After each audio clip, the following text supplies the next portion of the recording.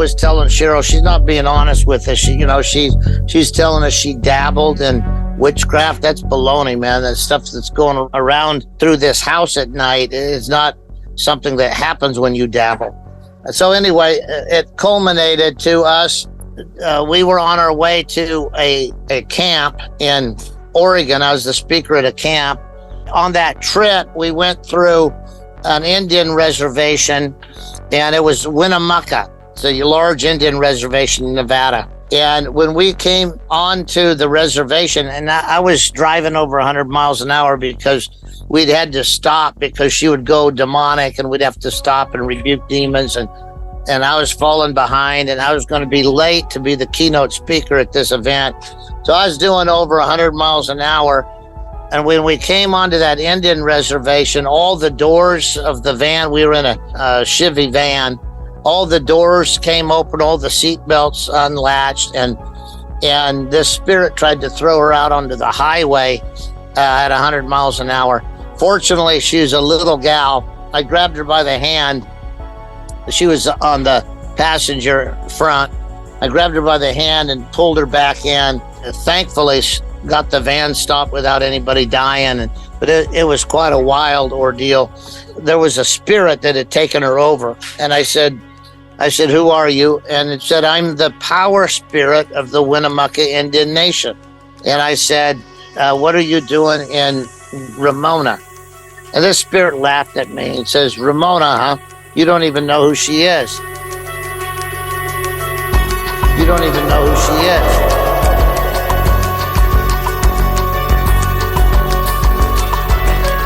You don't even know who she is.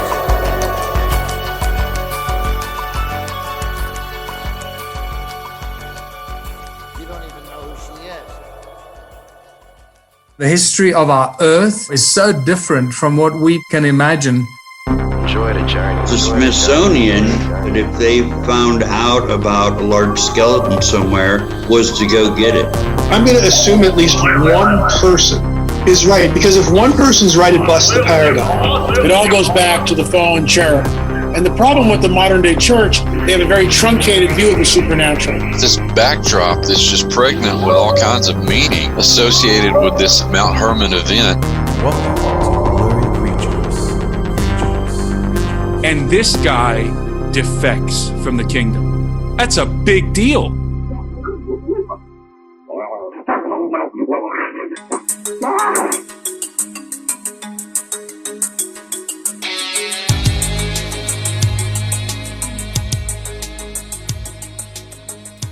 Well, welcome back to Blurry Creatures podcast, where Luke and I, we started this, kind of in the whole what the heck's going on in our world era. And, we're bringing on a pastor today who kept his church open through everything. He kept his church open through the whole COVID thing, and it's hard to do in places. Maybe in the South, that's not so hard to do, but he did it in Northern California. And Dave is, regardless of right, where you are in sort of looking back in history and thinking about what happened and all the narratives and who was in power and why not, and politics and stuff, you got to understand that, it takes a lot of courage to stand up in the middle of those times and stick to your guns and realize that this is a spiritual war we're all in.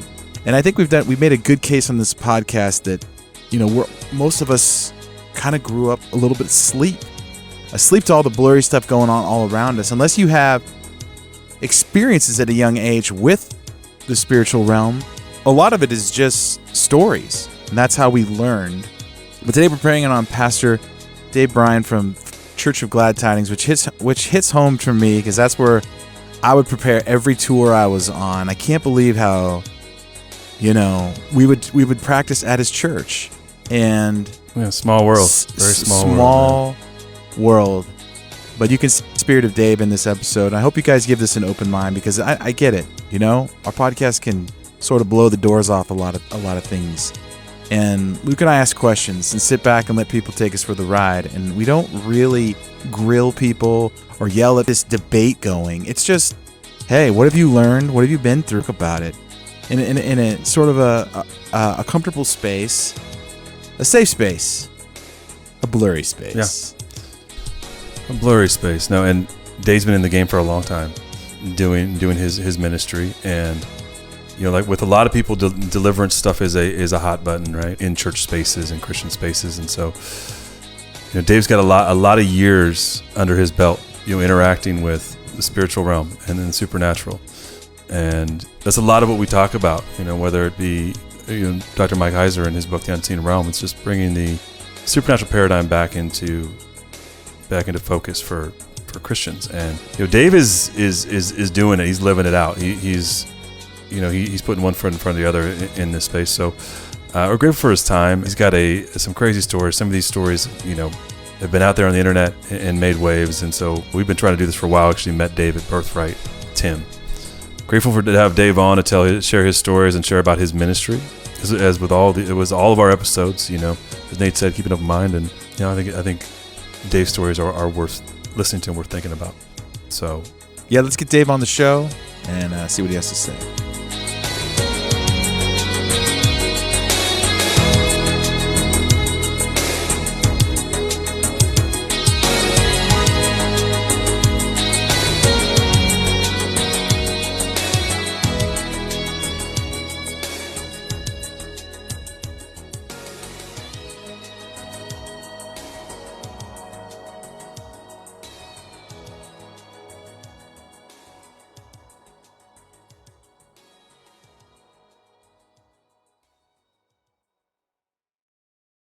All right.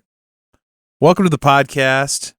Dave Bryan, the pastor of the Glad Tidings Church in Yuba City. Which is dear to my heart. That was, lo and behold, where my band would rehearse in the space, in the offices in the back before all of our tours back in the day. The Greenitz family, obviously Joe was in Sherwood, so I spent a lot of time there in Yuba City getting ready for every tour that we went on. So thank you so much for I love what you guys do. I love the boldness you guys had, especially during the last couple of years. You guys just kept going, doing your thing, and I think that was the right decision now that we're looking back. Yeah. To just, hey, we're going to keep going. We're going to keep doing us, and we're not going to shut down, and we're not going to give into these things, which is really hard to do in a place like California. And Luke and I grew up in Northern California. Yeah, you're right between where the our ancestral homelands, if you will, Nate. Yeah, Nate's from Sac, and I grew up in Chico. Oh wow! So I spent many times. We used to play hoops and everything, and football and everything else in Yuba City. Yeah. So very familiar with your neck of the woods, and wow, it's always fun. Always fun to have. I still remember the Christian school heckled me because I was the redheaded kid on the free throw line. Yeah. And someone yelled, "Oh, Doyle rules," when I was shooting a free throw. That is pretty brilliant, actually. And the Yuba City Christian, the whole stadium started laughing at me while I was shooting a free throw. So it was really nice. Did you ice them though? Did you just ice them and tell them to give them the quiet sign, or what? Yeah, I was like, "You're up there, I'm down here." There's a reason yeah, there you go. Come on. That is amazing. I got it all out. Yuba City, I've forgiven you. All right. We got Dave on the show today. That's great. Yeah. So, Dave, you got some blurry stories, but we can kick it off with Bigfoot. Dave, what do you think about Bigfoot? What do you think that thing is? Do you have any thoughts on the big fella in the woods? Oh, yeah. So, you want to go straight to Bigfoot, huh?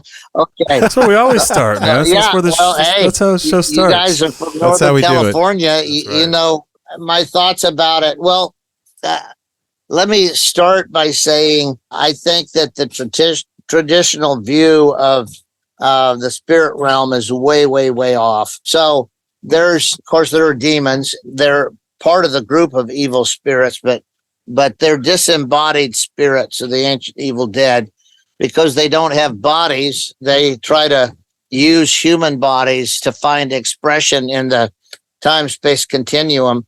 And unless they can borrow a human body and work through it, they're just unseen specters, they're ghosts. And most people think that's the extent of evil spirits, that everything's either an angel. Most people think, they wear white, they have blonde hair, they always carry swords. They're about 6'2" and good looking. But anyway, the truth of it is that the spirit world is more populated than the natural world by far. and we have between 10 and 50 million different species in this time-space continuum.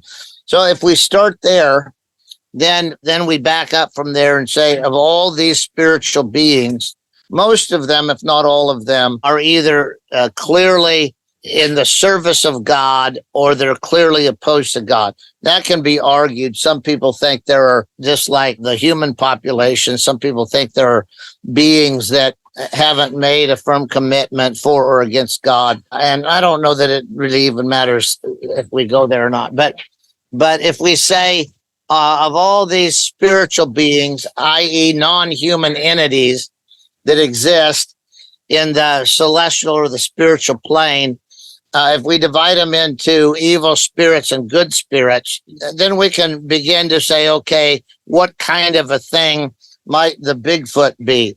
Now, I think what it isn't is a big hairy ape that is just exceptionally good at hiding. I don't think that makes any sense. It's very sneaky guy. Very sneaky, right? Yeah, the winner of the universal hide and seek competition.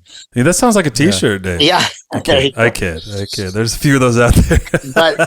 But anyway, so I think that they're evil spirits. Let me just say this. This is secondhand information, but good information nonetheless. I have a good friend who is an ancient language expert and works for the Pentagon and sometimes overlaps with the Department of Defense. I've spent quite a lot of time talking to him about all things weird and wonderful. He says that there are Bigfoot entities in captivity in Dulce, New Mexico, and that he's seen pictures of them and talked to people there about some of the details of their extreme physical acumen.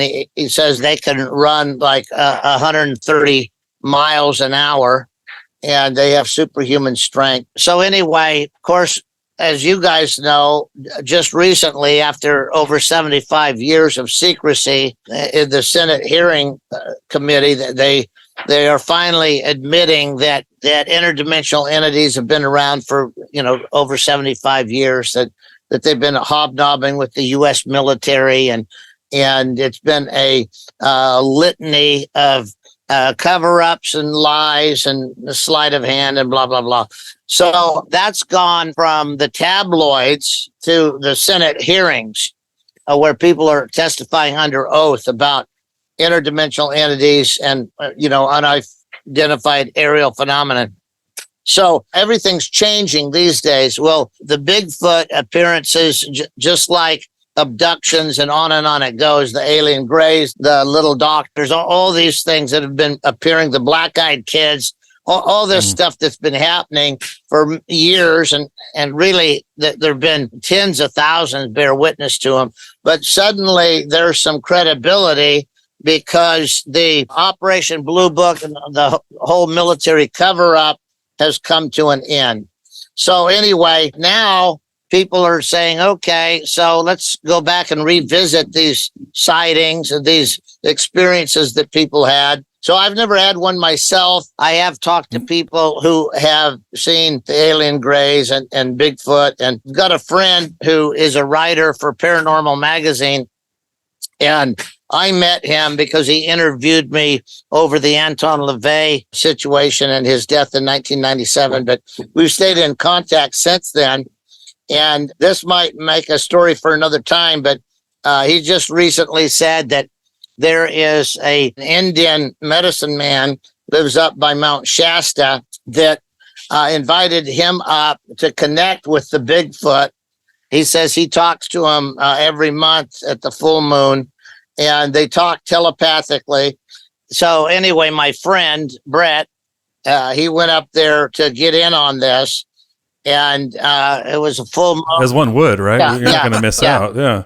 So he's sitting out there under a full moon and kind of dozing off, and he hears a strange sound and wakes up, and this shaman says they're on the outskirts of the woods here. They were in a clearing, and he said, I need to know if you're going to freak out if they come over here. And he said, well, I don't know. And he said, well, I'm not going to go any further here if you're going to freak out. he said, all bets are off if you freak out on him. And Brett says, what does that mean? He says, well, that means I don't know what they would do, but I don't want to be a part of whatever might go wrong if you freak out on them. So my friend Brett, who's a great guy, he's about 6'4", he's a big guy, but he said he just got to thinking, I don't know, what if they just freak out on me for no reason? So he said, I don't know if I should be here or not. And he could hear the noises on the outside of the clearing. And so the guy said, if you're not sure, you need to go straight to your truck, get in your truck and drive out of here and keep driving till you're way out of range.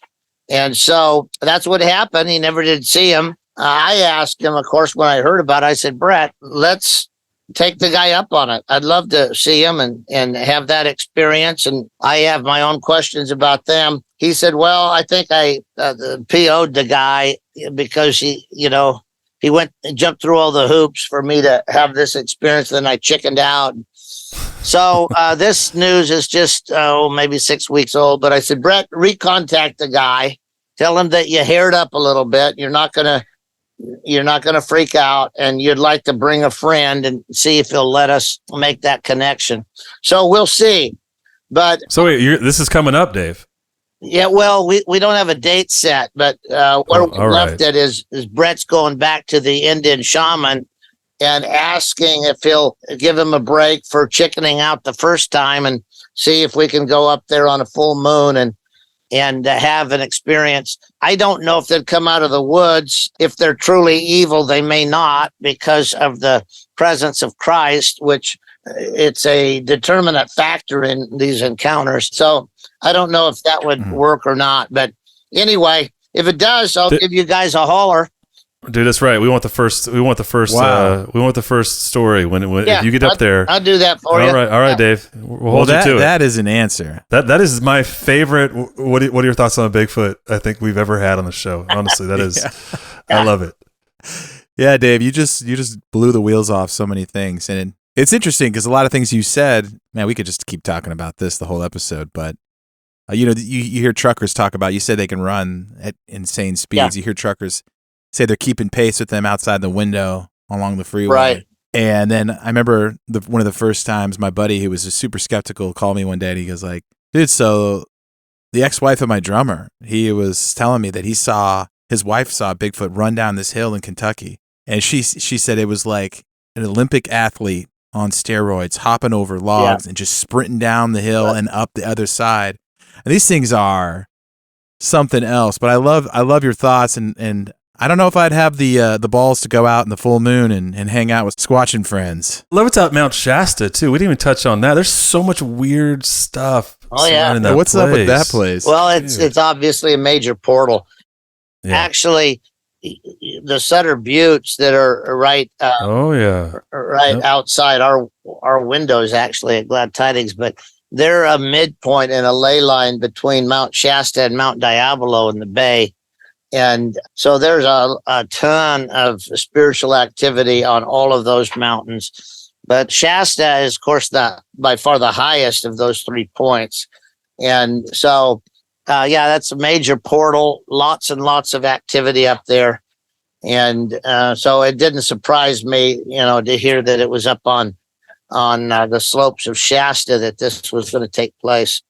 Well, that's famously where the Politis story is too. Mm-hmm, yeah. Dave, if you're familiar with it, where the guy walks in, Nate, I don't know if it's the first or the second Politis film, where the guy essentially walks into nowhere. The footsteps stop and the guy's gone. Yeah. No backpack, no nothing. Yeah, that was on Shasta, among other weird things. And right. Lemuria and all the stuff that people talk about, J.C. Brown. There's so much weird stuff surrounding Mount Shasta. Certainly. Well, there's all these like rings around. There's these rock rings that are all around that area. I sent some photos to Derek Olson, and there's some megalithic stuff there. Like wheels, maybe like medicine wheels. Yeah, the wheels, which we talked about. Those are all over Bashan. So whatever's there, right? Yeah, super blurry.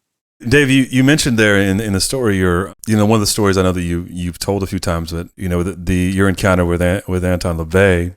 Of course, I mean, we were from Northern California, so I remember growing up and hearing about the satanic stuff that happened in Northern California, whether on Auburn and on the way up to Tahoe and those places where I remember being a kid and hearing about covens of witches and Anton LaVey, and there's this, I don't know how much this urban lore is, but there was a house, I believe in Auburn, or gosh, what was the other, Grass Valley area? Yeah.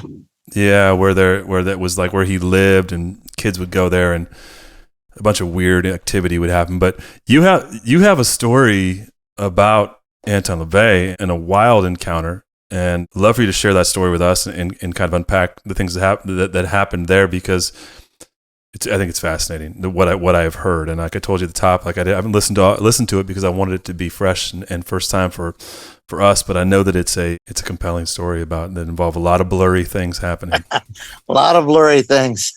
Yes. Yeah. So anyway, I grew up on a ranch in Idaho. My dad was he was a boxer and a gunsmith and a pastor. Hot machine gun preacher. Look at that guy. Yeah, he was a unique guy, but a good blend, because he didn't have a religious bone in his body, but he believed in the reality, the pervasive reality of the spirit realm, and didn't have a lot of experiences, but I thank God that he believed in those things and had an open mind. But in any event, it's a long story that I don't want to get into, but I really never fancied myself being a pastor, but we wound up being in Yuba City in 1987. Church of Glad Tidings was really struggling, and they needed some leadership. I thought, I can do that for a while till we figure out, where to from here. Anyway, that's 37 years ago now. So, right. So we got involved, and so you're just holding down the fort for a little while, Dave. Yeah, just for a little while. Yeah, just till Jesus gets back. That's right. But 99 reasons that he comes back in 99, right? Yeah, there you go. But anyway, so we adopted this motto: find a need and meet it, find a hurt and heal it. And so I didn't want to be a religious person, never have wanted to, still don't want to, but I knew that there was a God and that there was a kingdom of light, kingdom of darkness, and wanted to be on the right side of that. So we just started helping people, and the church started to grow, and we got involved in more and more community urgent needs. So one of those was the juvenile hall. And so we were involved in that. And there were several things that happened where kids told us that they were involved in generational Satanism and some really heavy and weird things.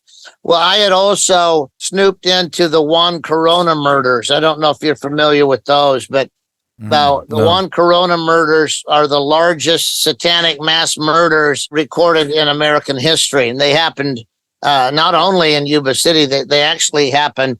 The bodies were buried, a bunch of them right on the property that we now own, Church of Glad Tidings. So anyway, because of all that, I started, reading books about it and snooping into it, and found out a little bit about Satanism and satanic rituals. And I was just kind of reading it to find out really our history and what was going on, and what we might be facing going forward. But in any event, we started encountering these kids in juvenile hall that were doing satanic rituals and whatnot. I was getting closer and closer to the reality of what lay beneath the surface of the community. Well, one day I was in juvenile hall, and we went on Mondays and Saturdays at the time. I went in on Monday to talk to the kids. And they had a young lady, she was only 14, but they had her in a plexiglass cage sitting out in the lobby. And so when I checked in, I said, "What's with the girl in the cage?" They all laughed. They said, "Well, would you like to interview her?" And I said, "Sure, why not?" They got a big kick out of that. But anyway, they got the CO got his overseer, said the pastor wants to interview Bernice, the girl in the cage. So anyway, they unlocked this plexiglass cage, and this gal was sitting in there just staring at a small table or two chairs. She was sitting in one, and they just had her under observation in this big cage that was probably I would say it was about 8 foot wide, about 12 feet long, and top, bottom, everything. It was fully lockable, and she was sitting in there. So I pulled up a chair and was trying to be friendly. I said, "Hello, sweetheart." She's a little 14-year-old girl. She says, "I'm not your sweetheart." I said, "Oh, okay, point well taken." I said it was just a term of endearment. I was just trying to say hi. And she said, "What do you want?" I said, "Well, why do they have you in this cage?" She said, "They're afraid of me." And I said, "Why would they be afraid of me?" She said, "Why don't you ask them?" I said, "Well, I will. Is there anything I can do for you?" I said, "I'm a pastor, and we come in here a couple times a week, and if I can help you in any way, I'd be glad to." So behind me there and facing her, there's a camera. And so she got down real low so the camera couldn't see what she was saying because it was at my back. So she got down with me between her and the camera, and she says real quietly, she says, "I need blood." Wow. And remember, I grew up on a ranch in Idaho, so I didn't have any idea what she was talking about. So I said, "Well, I'm not a doctor. I'm a pastor." She said, "And I'm not anemic." And I said, "Oh, okay. Well, why do you need blood?" She said, "I'm addicted to it." And I said, I don't understand. We're all kind of addicted to blood. Without it, we die. She said, "No, I'm addicted to it." And I said, "You mean you drink it?" She said, "Yeah, I'm a vampire." Wow. And I said, "What?" She said, "I'm a vampire. And that's why they have me in this cage, is so I won't harvest blood from any of the other kids in here." I said, how do you usually get blood?" She taps her jugular vein. And I thought, I don't know if she's high on crack or I don't know what's going on here. But I said, you drink blood out of people's jugular vein?" She said, "Yeah, or their wrists." And she said, "You said if I needed something, you'd help me." I said, "Well, I'm not helping you with that." I banged on the glass and they let me out, and they were laughing. They thought it was pretty funny. But I had to go home for the day and sort my brain out. And I asked him, I said, this girl was actually drinking blood out of these other kids?" "Oh, yeah." So anyway, I went home and I thought that was my first experience of something that's way out there, you know. Right. And my wife, her grandfather was a healing evangelist named A. Allen. And he traveled the world and he had lots of miracles of healing and whatnot. And so she grew up as a little girl in his big tent meetings, watching him cast demons out of people and whatnot. I didn't have that experience. So anyway, I was just trying to wrap my brain around whether this was a true story or not. I went home and told Cheryl about it. She said, "Well, of course it's true. Why would a 14-year-old girl tell you that she was addicted to blood?" And I said, "Well, maybe she was just trying to be sensational." And she said, "Didn't she tell you that the reason she was in juvenile hall is she tried to murder her mother?" Which she had. When I asked why she was in juvenile hall, she told me this story. Then later I asked why she was in the cage. She said it's because she was trying to get blood from the other teenagers. But anyway, when she told me why she was in juvenile hall, she said, I tried to murder my mother and it was unsuccessful. We beat her head in with a bat and threw her in the river and thought she was dead, and somehow she lived. So I got in trouble with the coven over it. And I said, "The coven?" She said, "Yeah, I'm a Satanist. And I was in a very powerful coven, you know, so I tried to kill my mom." I said, "Why did you hate her?"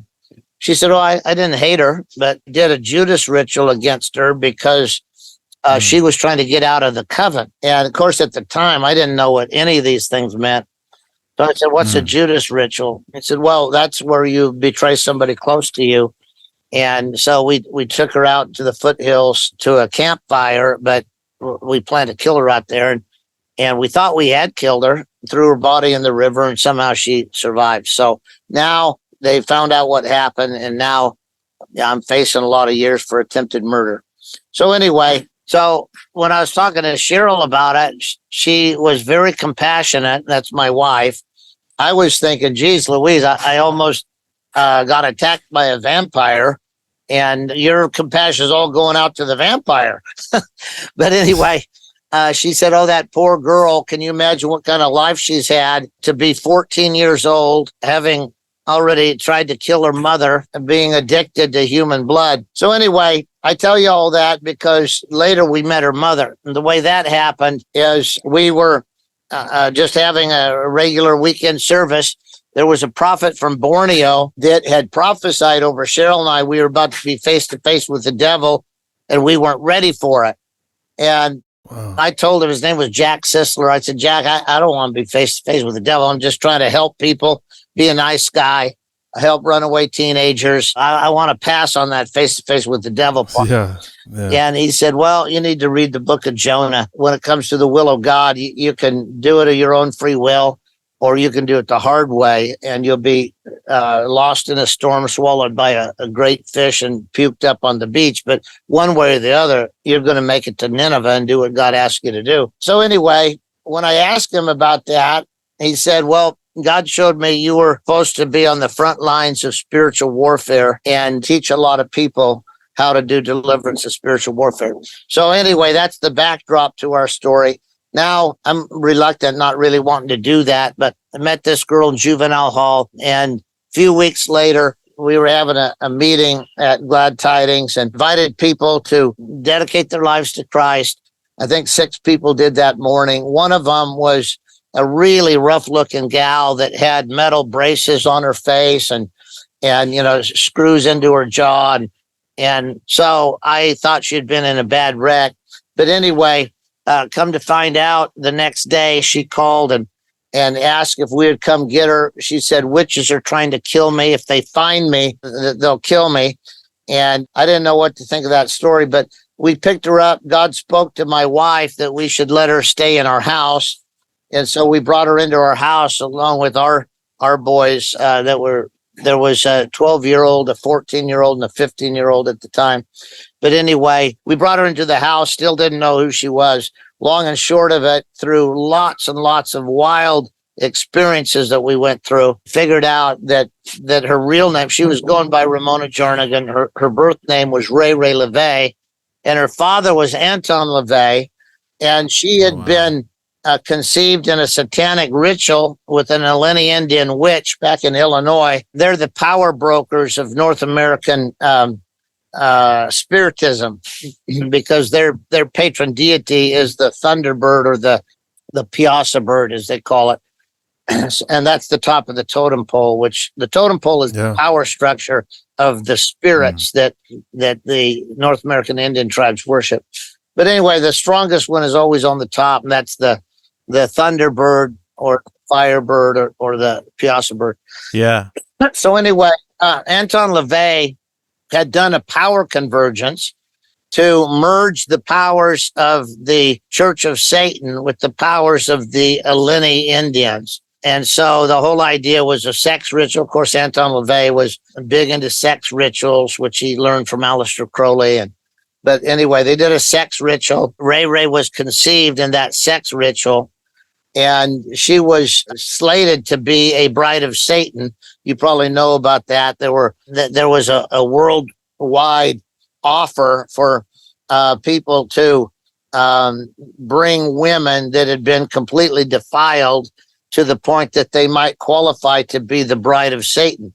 And so, of course, it's the exact opposite of the Virgin Mary, right? It was somebody that had been defiled so completely that they may qualify to bear Satan's seed. And that's the whole moonchild, bride of Satan that would get way down that rabbit hole. But anyway. Is it Dave, is that the same thing that Jack Parsons and the like were trying to do out in the desert? Was the same sort of... Parsons?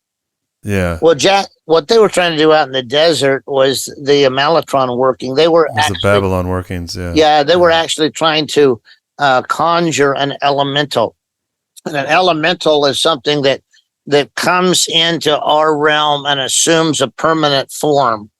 And so they were actually, that elemental was meant by them to be the scarlet whore, or the whore of Revelation that rides the beast, right? So you guys probably know this, but Jack Parsons' birth name was Marvel Parsons. And all the Marvel comics are based on his experiences. And so Hollywood has made over 100 Marvel comics. They all have a Luciferian theme if you know what to look for. But the last one that hit the big screen was Doctor Strange and the Omniverse. I don't know if you guys saw that. No. But no, I've heard it. I didn't see it. Yeah, if you see it, it'll explain a lot to you about the Malotral working, in which he felt like that he was betrayed by the Scarlet Witch. And anyway, L. Ron Hubbard was the other guy. It was Hubbard. That's right. L. Ron Hubbard, who started, of course, Church of Scientology. Yeah. But they were both Crowleyite Luciferians. And so they worked together on this working. And a working is like a whole bunch of rituals that are stacked up. It's sort of like buying something on an installment plan. So, rituals, there's a certain amount of bloodshed, a certain amount and a certain kind that buys you credit in the demonic realm. And so based on the kind and amount of blood you shed, you can buy favors from the demonic realm. Well, that's what all rituals are based on. But a working is like you are saving up the worth of all that innocent blood for something truly fantastic. And so a working might be a culmination of, 250, 300 different rituals that you were paying it forward until there was a massive amount of innocent blood. And then you asked for something, truly spectacular. Like Aleister Crowley's first working was called the Babylon working. And he was asking the powers of darkness to open the abyss and to free the demons that are talked about in Revelation. The abyss is opened and demons pour forth onto the face of the earth. And that was what the Babylon working was about. And then there was the mysterious disappearance of Aleister Crowley. But in any event, I got us sidetracked there a little bit, but those are not related. But is the same thing that LeVay was attempting to do with the tribe? It was a working as well, but it was a sex ritual. We've talked a bit. We talked about Derek Gilbert at the top of the show, and we talked about the threshing floor and the ideas that these were places for sex magic type of rituals in the ancient times, right? Even the top of ziggurats, right? That's what we're trying to do with Babel, was to bring forth something by a rite ritual. Yeah. So this is what LeVay was attempting to do, and the byproduct is then Ray, who's in your house, right? So Ray had been conceived in that ritual. She was conceived for the purpose of really being in the competition of the Bride of Satan ceremony. There was only going to ever be one Bride of Satan that conceived the Antichrist, the man of sin. But there was this, it was sort of like, Queen Esther was chosen in a beauty pageant. Everybody came, but there's only going to be one winner. So anyway, of course, that would have been a great honor for Anton to have his own daughter be the bride of Satan. So that's what he was hoping for. But anyway, getting back to that, we took her into her house not knowing who she was. Remember, her daughter had said that they beat her head in with a bat and threw her in a river. She told us that her name was Ramona Jarnigan and that she had been in a really bad car accident and broke her face all up. But any event, we had her in our house, and of course, all hell broke loose every night at the witching hour from 2 to 3. We just had something sensational happen, and so there were a number of weeks there where I was telling Cheryl she's not being honest with us. She's telling us she dabbled in witchcraft. That's baloney, man. That stuff that's going around through this house at night is not something that happens when you dabble. So anyway, it culminated to us. We were on our way to a camp in Oregon. I was the speaker at a camp, and we didn't know what to do with her. So we called ahead and asked for an extra cabin on the outside of the camp. And we were going to just try to do the camp and then work with her at night, because it was constant deliverance and exorcism with her. But anyway, on that trip, we went through an Indian reservation, and it was Winnemucca. It's a large Indian reservation in Nevada. And when we came onto the reservation, and I was driving over 100 miles an hour because we'd had to stop because she would go demonic, and we'd have to stop and rebuke demons. And I was falling behind, and I was going to be late to be the keynote speaker at this event. So I was doing over 100 miles an hour. And when we came onto that Indian reservation, all the doors of the van, we were in a Chevy van, all the doors came open, all the seat belts unlatched, and this spirit tried to throw her out onto the highway at 100 miles an hour. Fortunately, she was a little gal. I grabbed her by the hand. She was on the passenger front. I grabbed her by the hand and pulled her back in. And anyway, thankfully, got the van stopped without anybody dying. But it was quite a wild ordeal. And that's when I said there was a spirit that had taken her over. And I said, "Who are you?" I don't know if you guys have been around this, but you probably watched exorcism movies. But spirits can speak through people and use their hands and eyes and mouth and everything. So it was very obvious another spirit had taken her over. I said, "Who are you?" And it said, "I'm the power spirit of the Winnemucca Indian Nation." And I said, "What are you doing in Ramona?" And this spirit laughed at me and says, "Ramona, huh? You don't even know who she is." I said, "Well, nonetheless, what are you doing in her?" And the spirit said, "She's defiled by the blood of a virgin sacrifice, and that gives me the right to kill her if she's on my territory." Well, all this is new to me, right? I'm just this a cowboy from Emmett, Idaho. So I said, "Well, I didn't know about that, but how do you know she's defiled by the blood of virgin sacrifice?" He said, "Oh, you humans are so stupid." The spirit said, "I have seen you coming for hundreds of miles, and I knew that you'd be coming through here, and I've just been waiting for you to cross over onto my territory." And I said, "Well, so you have a right to kill her. You tried to do that, and you obviously failed." He said, "Well, I'm not done yet." And I said, "Well, but you got to admit you failed. You tried to throw her out the window. It didn't work." And I said, "She's under our care now, and the power of Christ is greater than your power." And he said, "Oh, we'll see about that." And I said, "You really want to do that? You're the power spirit of this nation, which means all the other spirits are watching what's happening right now. And if we best you in an exorcism, that's going to be the most humiliating moment of your life." And the spirit didn't answer.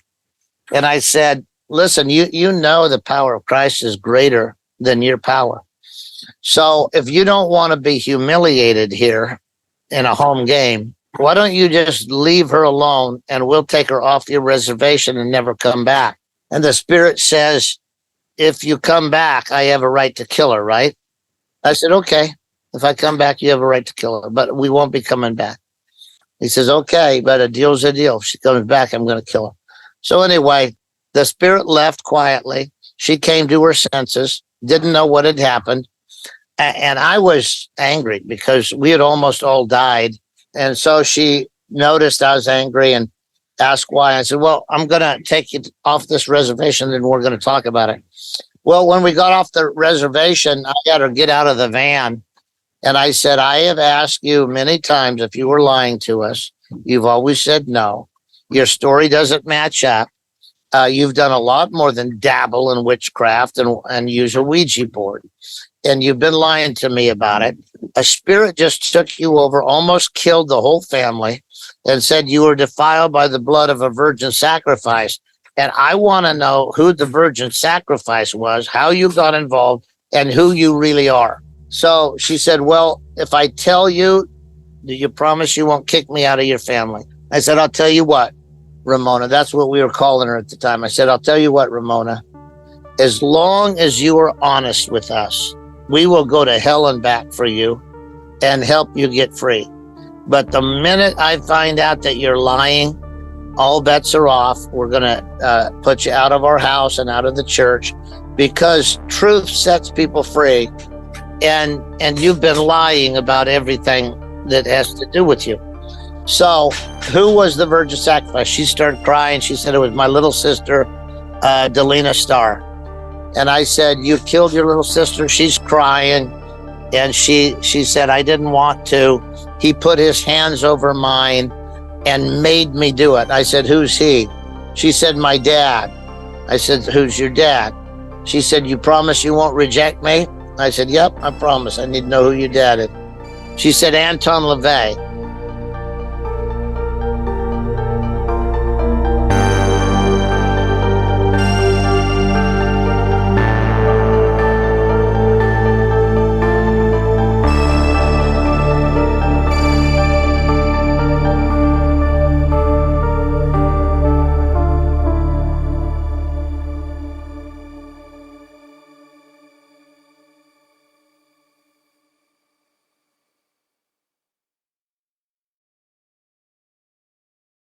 And of course, I knew from studying the Satanic Ritual murders of the one Corona, I knew about Anton LeVay, knew he was in Northern California up in Grass Valley.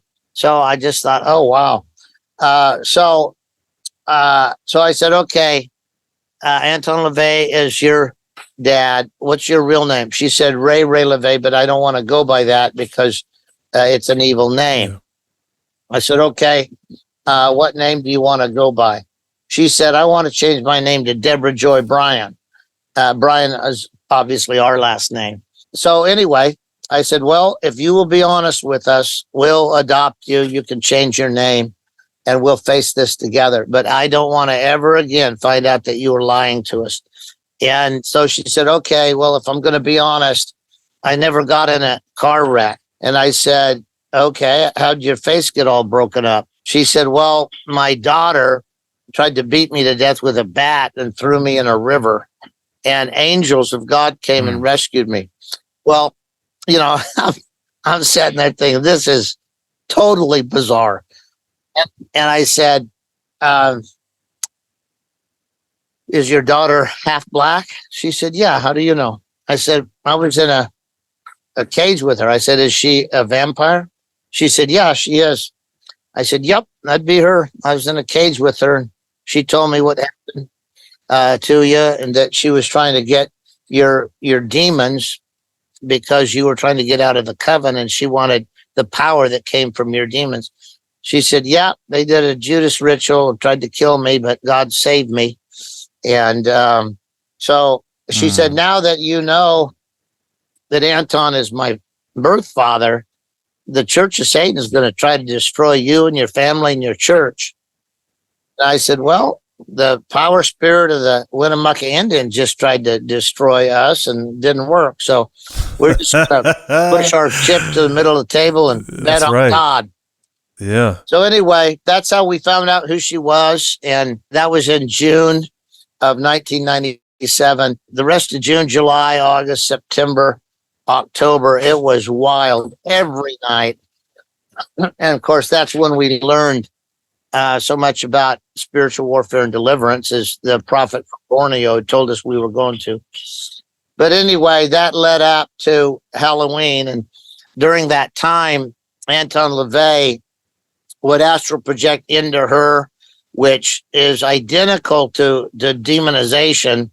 Only instead of talking to an ancient evil spirit of the dead, you're talking to a spirit of a warlock that's astral projected out of his own body or her own body. Then she's on the spirit plane, and so they can do the same thing that a demon spirit can do.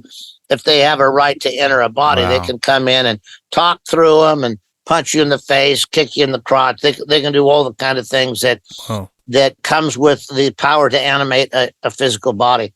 So Anton would astral project into Ray and cuss us out and threaten us. And, you know, it was pretty gnarly there for those months. But we learned a lot. God always protected us. We knew that Anton hated us and was trying his best to kill us. So that gave us great confidence because he wasn't able to. And so all those months, he kept saying, when Halloween gets here, Ray, which Anton refused to call her anything but Ray. But anyway, he said, when the rituals get here, the Halloween or sowing, they call it, when the sowing rituals get here, Ray will either be the bride of Satan, because she had already been through the 6 other rituals of defilement. That they have to happen on consecutive Halloweens for 7 years in a row to defile you and qualify you to possibly be the bride of Satan. But anyway, she had been 6 out of the 7 rituals and was slated to go through the 7th ritual on Halloween of 1997. And of course, now she was in our home and we were taking her through deliverance. She'd given her life to Christ. So Anton used to say, when the sowing rituals get here, she will either be the bride of Satan or she will be a blood sacrifice to Satan. And if she won't cooperate and we have to sacrifice her, her blood's on your hands because it's your fault that this happened to her. So anyway, that led up to Halloween of 1997. The details of that story are really, they're bizarre on the one hand, they're absolutely wonderful on the others, because that's when Anton kidnapped Deborah Joy. It's a long story, has to do with Trinidadian zombieism, and I wrote about it in a book called The Serpent and the Savior. But in any event, that was the showdown night. We knew it would be. We had a group of 10 intercessors that came over to our house to pray that night. We were going to pray from 10 p.m. up into the witching hour. The witching hour is at 2, from 2 to 3. And we figured we'd be there all night praying. But anyway, before the team got over there, Anton LeVay projected into DJ from our house, from our guest bedroom. He called the police on me. And remember, when a spirit has hijacked the body, if you know what's going on, you can look at their eyes and tell something isn't right. But a lot of people, they just don't know what's going on. It looks like the person has always looked, right? But there's a different spirit that is animating them and talking through them and acting through them.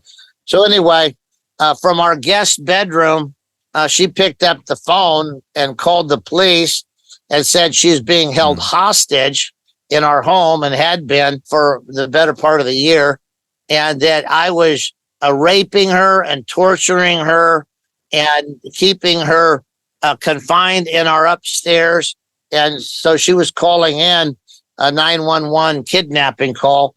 So I was out on the front porch praying because I knew, it was Halloween Eve and something would be going down. And cops came up with lights and sirens. The 3 different vehicles came up, and then the 4th one followed later. And when they came up, I stood up to find out what was going on. And she ran out of the front door behind me, cussing at me and telling them he's a rapist, he's evil, he's been torturing me, all kinds of stuff. So you can imagine what that was like. And I tried to, run over, and I knew if I could get a hold of her, I could rebuke the spirit in her and she'd come back to her senses. But they drew down on me, and I was face down on the grass, and it was Deborah Joy's body, but it was being animated by Anton's spirit. And so she's marching around, flipping me off, and, F you, preacher boy, which is what Anton always called me. And it was really a shock that all that was going down. And so they were going to arrest me. We have a ministry in our church called the Trauma Intervention Program, and one of my best friends heads that up. And he has a badge and a hall pass to go past police barriers, right? Because he does trauma intervention on all the 911 calls. So I called him. He was only a block away. He came around the block real quick and got involved. And I told him what was happening. I said, try to get into the back of the police car to talk to the victim and try to put this phone in her sweater pocket so we can track her. So he did that and managed to be successful. He got out and he told the police, he said, this woman has a long mental health history. They said, well, that doesn't matter. You still can't, rape her and torture her. And Lou said, well, yeah, but the point is you're about to arrest a man that has a really good reputation around here in a large church. And you're about to arrest him on the witness of a frequent flyer at mental health. And if you're wrong about it, y'all are going to lose your jobs. So they recanted. They told me, we're not going to arrest you right now, but we're going to put you under house arrest. Don't have any contact with her. If we find out you're trying to recontact with her, we will arrest you. Dang. So that was Halloween Eve of 1997. They drove off with her in the back of a police car, flipping me off out the back window with both hands. And I thought, wow, Anton's been telling me for months that come celebration that we'll find out why he serves Lucifer instead of Christ, who he always called the pathetic weakling. So we started praying and didn't know what to do. And so I went in and I told him my dad's a gunsmith and we grew up riding and shooting. And I went in and strapped up with a couple of 45s and extra mags. And I was going to go up to the Satanic Ranch and just throw down and go Old Testament on them up there and see if I could rescue her. And so I headed up the road alone. I told Cheryl and Lou, who is the elder that does trauma intervention, I said, you guys go over to Hell Motel. That was just a nickname we had for an old motel where a lot of witches and druids and warlocks and Satanists lived. I said, go over to Hell Motel and see if that's a rendezvous point. Astral projection, if Anton's out and about on the astral plane, his body has to be somewhere safe, right? And so I said he might be astral projecting from Hell Motel. And if so, that'll be the rendezvous point for him to leave, who we now would call DJ. That stands for Deborah Joy. But I said he'll need to leave DJ and go back into his body, and then they'll head up the mountain. So they might be headed over there. So anyway, I went John Wayne. I was going up to the Satanic Ranch, and I got a call from him that DJ had got out of a police car and was headed into Hell Motel. So I changed course, went over there. On the way over, she discovered, or, Anton was animating her still, but Anton discovered the phone in her pocket. Actually, as soon as they let her out of the police car and Lou and Cheryl said they saw her, I called that phone number. He answered it. He said, very clever, preacher boy. He said, it's too late, but it was a good idea. And he said, we'll drink Ray Ray's blood tonight in honor of Lucifer, the Dark Lord. And it'll be your fault because you served the pathetic weakling. And I told you all along, Lucifer was more powerful. And I would demonstrate that to you tonight. Said a lot of other things that were too vile to repeat, but, about raping us all and killing us all eventually. But anyway, he hung up the phone. And I got one of those God thoughts, just a very strong, clear thought that comes into the mind. And it was to pray for Anton's silver cord to be cut. And so I called Cheryl and I called the head of our prayer team that was back at our house, Jill Underhill. And I said, let's all pray for God to cut the silver cord on Anton. And I remember Jill said, won't that kill him? And I said, yeah, it will kill him, but it's either him or Ray Ray.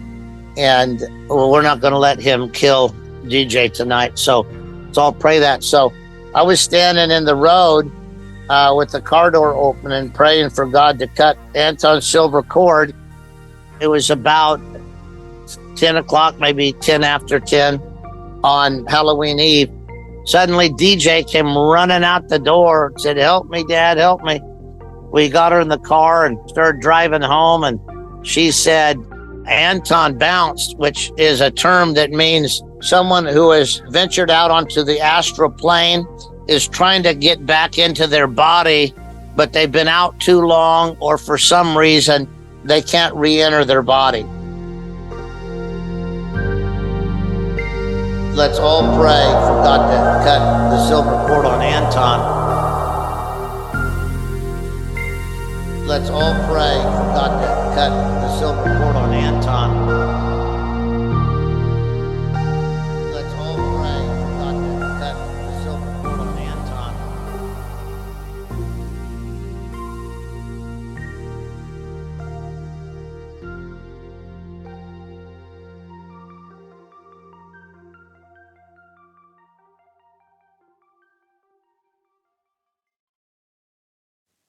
So they call it bouncing. And because you at that point you become a disembodied spirit, i.e., you are dead. So anyway, Dave, real quick, can you explain the silver cord to people listening and to us just that don't understand that completely? yeah, sure. We're comprised of spirit, soul, and body. Our spirit and soul are united together and almost a seamless unity. It's our mind, will, emotions, and affections, along with that divine life that comes from God, that is the spirit. So anyway, that entity, which is the spirit soul, is given the right to animate a physical body in the time-space continuum for a certain amount of time. It's called human life. But that means that a spirit soul is able to occupy and operate through a physical body. If that spirit soul leaves that physical body, which, by the way, we all do when we go into deep REM sleep, we disengage a tiny bit. And if you can see in the spirit world, if you see somebody asleep, you can tell A, if they're asleep, B, how deeply they're sleeping by how disintegrated their spirit soul is with their physical body, because it just rises and kind of floats above it. But my point is that spirit soul can come all the way out of that body. And that's, people who are lucid dreamers, they have those experiences all the time. That's what happens also in astral projection. You come out of your physical body. If there's ever a separation between the spirit soul and the physical body, there will be a translucent, silvery cord that goes from the heart region of the spirit man into the heart region of the physical body. That's called the silver cord. Now, that is the right that spirit soul has to occupy that body. If that is cut, that spirit soul no longer has access to that body, at which point the body immediately dies and eventually returns to dust. And the spirit is now a wandering spirit. And of course, if they're godly, they can be taken into the heavens. If they're ungodly, taken into the nether regions. And there's also the phenomena of wandering spirits, but we don't have time to get into that. But in any event, it's the silver cord that attaches the spirit soul to the body. And when that silver cord is cut, that is what we call physical death. And so that's what we prayed for, is for that silver cord to be cut. So Anton would die. And in doing that, Deborah Joy would be saved. And so what happened is when she come and jumped into the car, she said, Anton bounced. I said, we were praying for that. She said, well, it obviously worked. She said, I came to my senses, of course, as soon as the spirit man left her, then she was in control of her senses again. She said, I came to my senses. I saw that his spirit was trying to get into his body and couldn't gain access to the body. And the whole coven gathered around and started conjuring and, doing this satanic Lord's Prayer and all that kind of stuff. They were doing everything they knew to do to try to generate evil power to help him get back into his body. But because they were so preoccupied with the Black Pope, she jumped up and ran out the door, and there I was waiting for her. So anyway, we got back to the house, and I told everybody, thank you for praying. Deborah says we were successful. God cut Anton's silver cord and rescued her. And so we were all thanking the Lord, and something happened to her that was so intense. It's the most intense thing I've seen in deliverance, but her eyes went reptilian and bright red, like a dragon's eyes. And this voice spoke out of her to me. She looked at me. She said, "You're a murderer. You killed the Black Pope." And I said, "Who are you?" And the spirit said, "I'm Leviathan, Anton's power spirit." And of course, he had a power spirit that took the shape of a snake, like on the Harry Potter movies. But anyway, that snake that was around his neck, actually, that was just a carnate expression of Leviathan, his power spirit. But anyway, that spirit was talking through Deborah and extremely angry at all of us, but me in particular, said, "You killed the Black Pope." And I said, "Well, what business do you have with Deborah Joy?" And it said, Ray is his direct descendant. And so I can come into her if I want to. I said, "No, you know that's not the deal. She's renounced Satanism. She's renounced Anton. And I just commanded him in Jesus' name to leave her," which he did. And when that happened, we all just kind of looked around. There were, I guess, 11, or I guess there were 12 of us there. We looked around the room and said, wow, that was surreal. That obviously Anton's dead. That we just heard it from Leviathan. And so we were thanking God for his mercy. And suddenly a woman spoke through DJ again to me and said, "You murderer, you killed my father." Well, by virtue of the fact that it was a woman and she was talking about Anton as her father, I knew it was either Carla or Zena, both who were there that night. And so I just asked it. I said, "Are you Carla or are you Zena?" She said, "I'm Zena. I hate you. You're a murderer. You killed my father."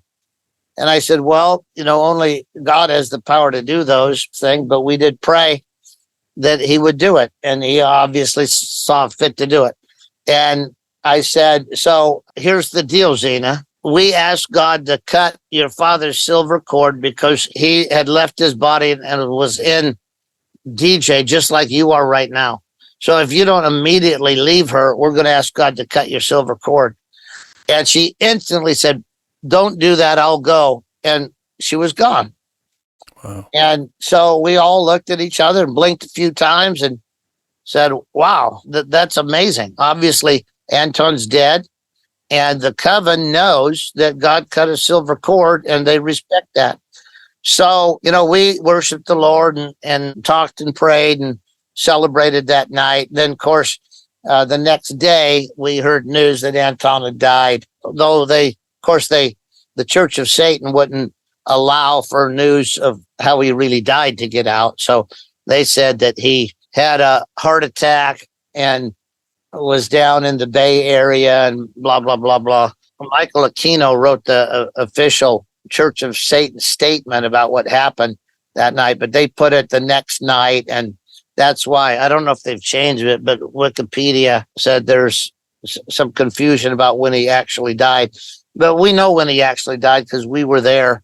And it was about 10 after 10 in 1997 on October 30th, which, remember, the occult Halloween rituals start for them at midnight on the 31st. But anyway, that's the story. And Wow. Ray, she goes by Deborah Joy. We call her DJ. She married a man that came through one of our rehabs, and she's living in a state far, far away. And they've been married for 13 years and serving God and doing fine. And it's a really beautiful story of the power of Christ to deliver people. So there you have it. That's the story. Dave, how do you go back to pastoring after that? Well, we never did really go back to what we were doing. I do seminars all over the world on spiritual warfare and deliverance.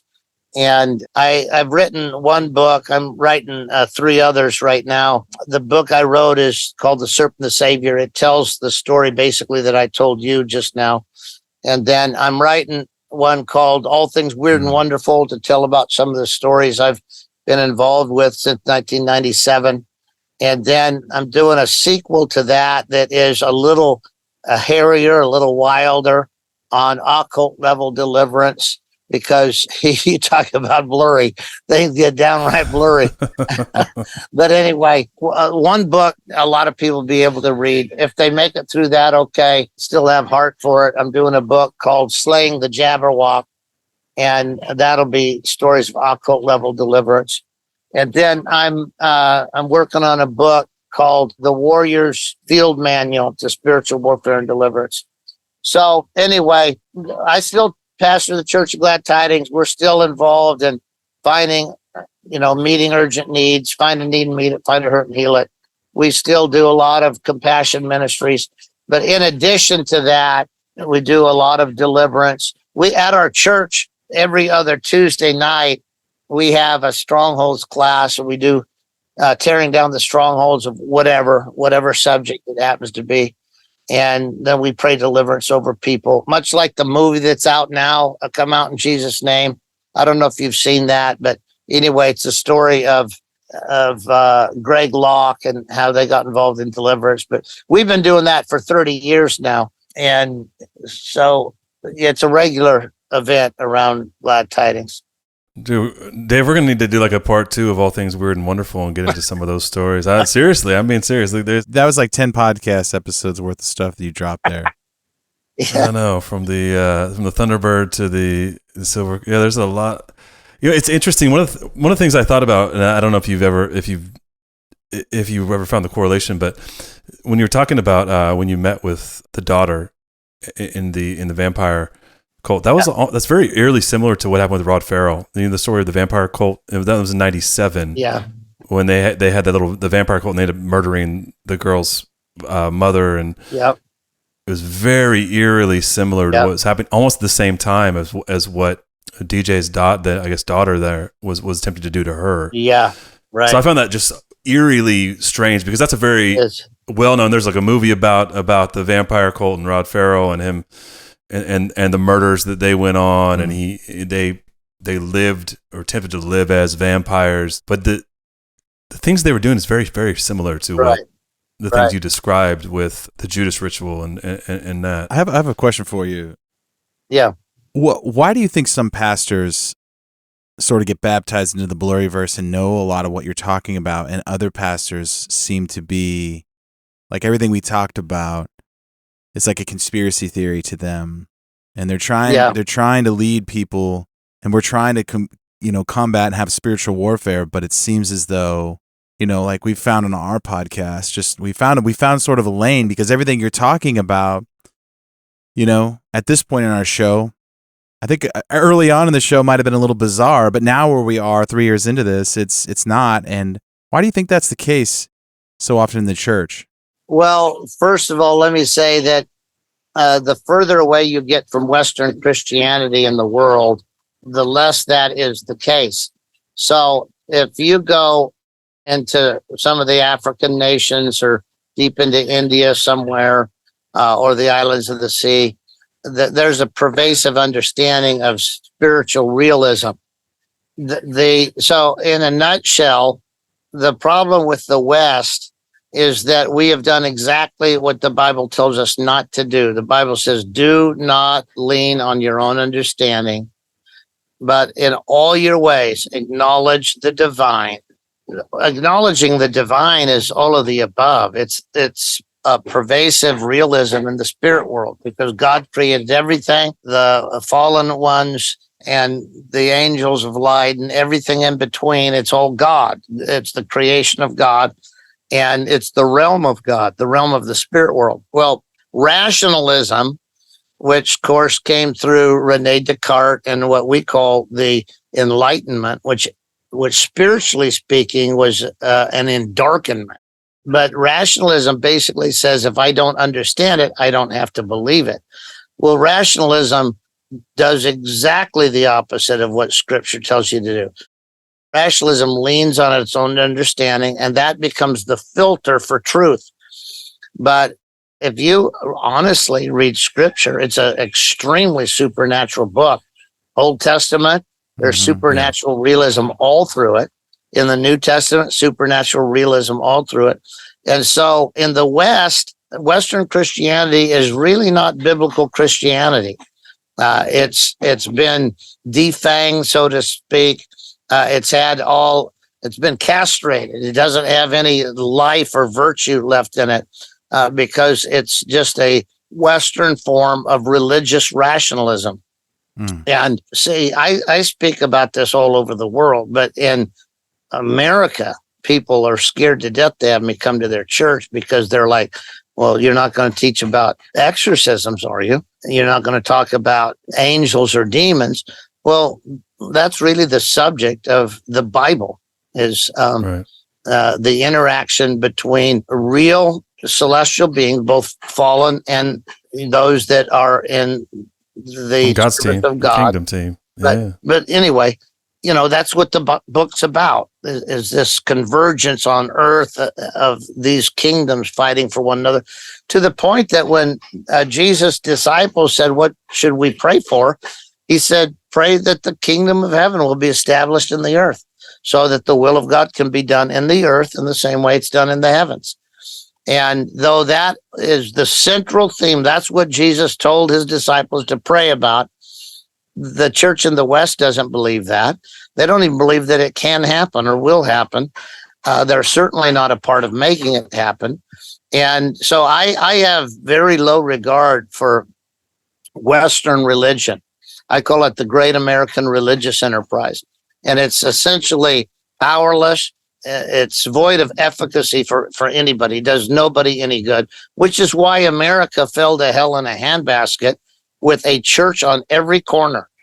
But those pastors, you think about a pastor confronting a demon, 99% of the pastors in America were afraid to confront a trumped up flu virus. I mean, think about that. Yeah. The COVID con happens, like, oh my God, let's all stay home and, put a bag over our head or something so we won't get the flu. So we're a million miles from authentic Christianity. And not only is there all that backdrop of religion, which religion always militates against spiritual realism. But not only is there all that, but there is a massive problem with good old-fashioned cowardice. Like Cheryl and I have had gangbangers in our house for 30 years. We take people in off the street, demonized to the hair roots. I can tell you stories all day long, guys, about wild deliverances, because we've been doing it, since 1997 and doing it almost constantly. So anyway, but to be able to do that, you have to actually believe, not just preach about it once in a while. You have to actually believe that because God is with you, you have nothing to fear. That's what David said. God is with me. I do not fear evil. And evil comes in a lot of shapes and sizes. But if you don't fear it, then you don't fear it. And so, a demonized guy, the last guy that lived with us he's 270 pound, big old boy. His street name is Psycho Mike. Know what berserker spirits are? You ever heard of berserker? It's like the Vikings. Yeah, the Vikings, right? It was the berserkers. Exactly. Yeah. The berserkers. But they transmogrify people into, superhuman beasts, right? And that's what shut down the Romans when they were trying to take over that part of the world. That's why they built the wall. Remember the wall that said, this is the end of the world?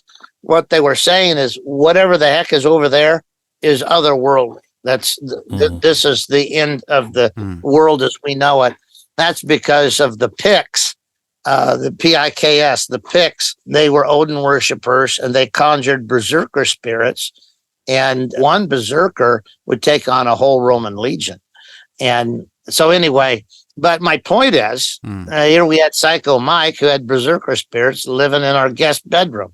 Yeah, he went demonic and came after me with the butcher knife twice. But that would scare the bejeebers out of most Christian leaders. And what that tells you is, even though they know the verses about fearing no evil, they're not living in the power of the reality of that verse. They are afraid of evil because they question whether or not God's with them. And so the state of the great American religious enterprise in America is it's very, very weak. It's very powerless. That's why it's lost credibility. And so many people, there are millions of people that just quit going to church because they thought, well, what's the point? There's no significant life impact to this. It's just sort of like a religious social club. And I tell you what, you have a church that someone's liable to go demonic any given meeting. It changes everything. And what happens, like at Glad Tidings, I did this a couple of months ago. I said, how many people here have cast a demon out of somebody? Almost the entire group put their hands up, including teenagers. Like, yeah, I've done that. Well, when you get a group of people like that, religious people don't fit in well, and like attracts like. So right now we have a guy moving here that heard that we did deliverance. I just talked to him a couple of days ago. And I said, yeah, if you want to throw down and get it on, come join our happy club. We are, one of our mottos is get free, stay free, help other people get free. Yeah. Just go John Wayne. Just go John Wayne on it. Exactly. I love that, dude. Yeah. Like I was thinking, like, for the younger people, it's like Liam Neeson. Yeah. So like, right. I'm just about to, right. I have a certain particular set of skills that, right. Right. This exactly. is Dave. Yeah, this is Dave rolling in, being like, that's all right. Well, it's got to be hard. It's got to be hard to relate. We Dan Duvall. Dan Duvall. Yeah, I know Dan. Okay. I did some stuff with them back at Sid Ross a few years ago. You remind me of, you're in this space, you're so deep in. He said on our show, he's like, I have a hard time relating with average people because I'm so far down this rabbit hole. Right. And it's controversial when those kinds of guys come on our show. You can see it rattles the cages of a lot of Christians who listen, and sort of have everything in nice, neat boxes, and then guys like you and Dan just dump them all out and be like, let's go, let's talk, right? Yeah. So But I think you make a great point, and we've talked about it on the show, Dave, is that when you get out of the West, you get to Sub-Saharan Africa, you get to go to Haiti, you go to the Caribbean, you go to Southeast Asia, you get like the places you talked about. They live in a very real supernatural paradigm, right? Like when you're sick, you go see the witch doctor, and they do rituals, right? Right. And they interact with the spiritual. That is part of the culture, right? Absolutely. And I think that's why there's such a knee-jerk reaction in the West, is because it has been taken out of our cultural paradigm, right? Yeah. This idea that in a lot of ways that the supernatural is something else. It's woo-woo. It doesn't exist in the empirical world. Right. And yet, so that's why I love having these conversations, because it's always a great reminder that the Bible is very, very, we'd say blurry on our show, but very, very supernatural. There was no division of that. Old Testament, New Testament, as you said, right? There was no, that was the paradigm they lived in. That is the reality of the paradigm we actually live in, whether you acknowledge it or not. Exactly. Paul talks about it, right? It says that what's the unseen is more real than what we see, etc. Right. People who listen to the show are probably tired of me saying this, but this is something that comes up. It's just a reminder. This is very biblical. We're talking about things that that we're finding biblical basis for, scriptural basis for, that Christ did, and right. And so I love these stories, man. I feel like we could do a 6-hour podcast, and I would love to get into some of your other stories. Probably another time, maybe do a follow up, because I think you've got so much cool stuff to share. You've been in the trenches, as you say, since '97, and I really love that you're from Yuba City, man. Not from, but you're in Yuba City, because it is. It's a place like I can put my finger on the map, but I've been through there. Hundreds of times, right? Like I can picture you at Glad Tidings. Right. Nate practiced in the back of the church. So, Nate was back there. So the young ginger. That's just awesome. living his band dreams. Yeah, there's something special going on. That's awesome. Yeah, so we're grateful. So tell everybody, Dave, where they can find your work, perhaps interact with some of the things you're doing, or interact with you directly, because I know that people will want to, on our show, will want to peruse what your books, website, whatever it is you're doing, and check it out. Maybe even reach out. So let everybody know where they can do that. Okay, right. So it's churchofgladtidings.com. That's churchofgladtidings.com. You can go. There's a store. You can get my book, The Serpent and the Savior, there, or you can get any of the Isaiah 61 summit that we do. It's coming up again in October. If anybody wants to join us live, we do it every 6 months at Glad Tidings, and then we do it around the world as we schedule things. But anyway, Twice at Home, it's coming up the second week of October, and that's a full week. We start on a Monday night, then we go from 9 to 9 on Tuesday, Wednesday, and Thursday. We have breaks, of course, for lunch and dinner, but that's really full, 9 to 9. And then we end Friday at about 12 or 1. And the whole week, we're focused on spiritual warfare and deliverance. We have teaching. We have opportunity to pray over people. There's private sessions, and then we do corporate deliverance sessions. So you can sign up for that. But all of those different sessions from the Isaiah 61, you can get those in CDs or DVDs at the website there. So again, awesome. It's churchofgladtidings.com, and you can get everything you might need to get there. Also, I'm GT Dave at Truth Social. A lot of people follow me there. That's GT Dave at Truth Social. And then the last thing I want to say, if there's young people out there that have little regard for religion but want to really get it on in true spirituality, we are starting a School of Champions. We're starting it in January, and it's going to be hip-hop and happening. And I don't know of any school like this anywhere in the world, because we're doing the stuff. We're not just talking about it. So that School of Champions, you can check that out on our website also.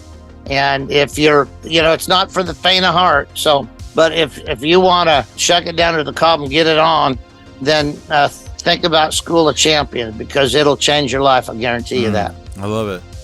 I love it. Love it, Dave. I appreciate it. No Dave. days off, baby. No days off. Come on, Dave. Let's go. Well, I'd love to have you back on the show and sort of give us a little bit of schooling on break down the different planes and how the spiritual world works, because I think we tap into things you so boldly talked about. You have this framework, you understand how things work, and I think a lot of times Christians, we look into this whole spiritual world and we're all confused. No one really taught us. Nobody has experiences to back up their claims. It's just a lot of and so we're all kind of fumbling through, trying to figure out what the heck's going on in our world right now. Right. You got aliens showing up. You got crazy attacks happening in Peru, which we're going to break down tomorrow.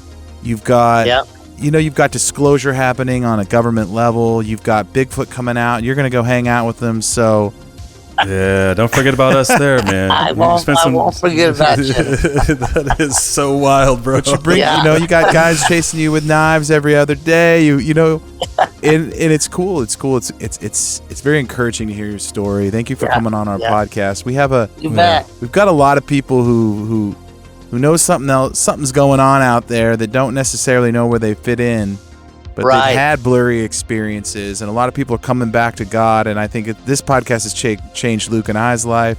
That's awesome, guys. We sort of didn't realize what asking questions about Bigfoot would do and where it would take you.